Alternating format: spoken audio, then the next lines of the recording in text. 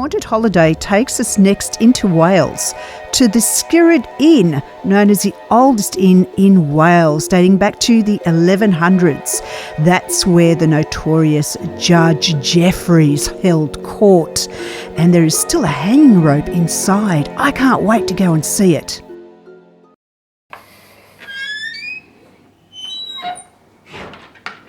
Hello.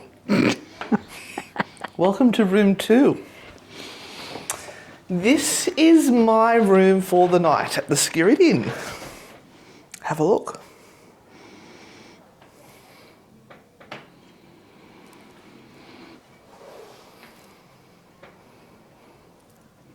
Please note the oldie English TV set, straight from the 1400s.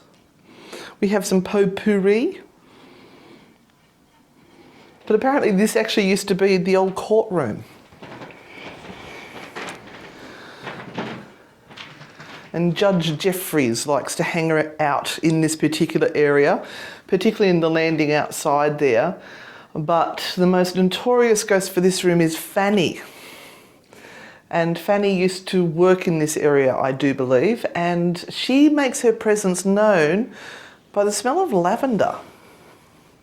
Now, we learnt something very interesting about lavender, didn't we, Renata? Yes, we did. Yes, we did. Apparently, in the oldie Englishy days, couldn't get to bath as often as you would like to.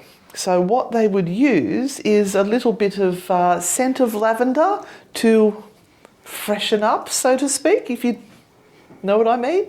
So that's why you would often associate the smell of lavender with a ghost, probably because they needed to freshen up, so to speak. Nice. So this is my bed. No shenanigans here tonight. I'm going to be sleeping here by myself. Renata is sleeping in the room next door. She's in room 3, which is another notoriously haunted room.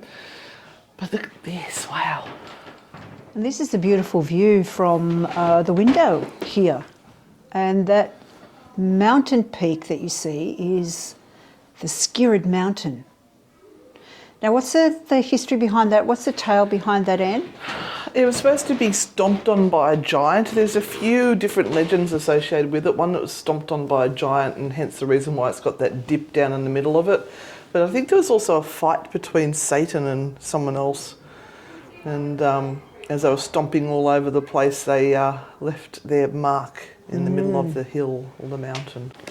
Now, just outside the doorway, we have the staircase and the noose, the rope, the hanging rope that you see hanging there, that goes all the way down. That was allegedly used to hang men that were sentenced in this very room. Now, the great thing about this too is that you can see through the floor. The floorboards have holes in them. You can see straight through to the bottom. Now, let me take you over to the hanging rope.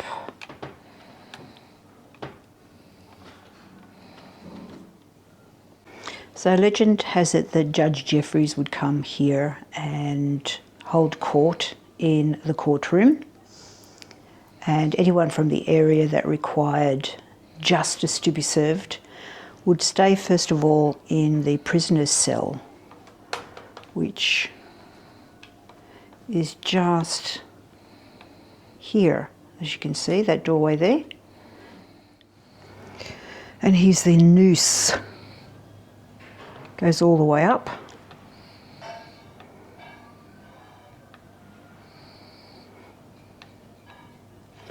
And straight through those doors is the pub. Now, the original gallows beam isn't here. It actually is now in the outside lounge area. And we might go and film that later on. Yeah. Crazy, huh?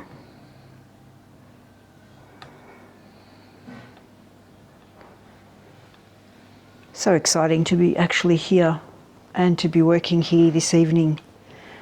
And here's the prisoner's cell. And then they would be brought here to be hanged on this noose all the way down, thrown down until they were dead. And then everyone would just buy ale and have food, as you do in merry old England, Wales. Very nice, cultured, very sweet. Now, my room's here, room 3, and is here, room 2, and there is another room here on the left-hand side, room 1.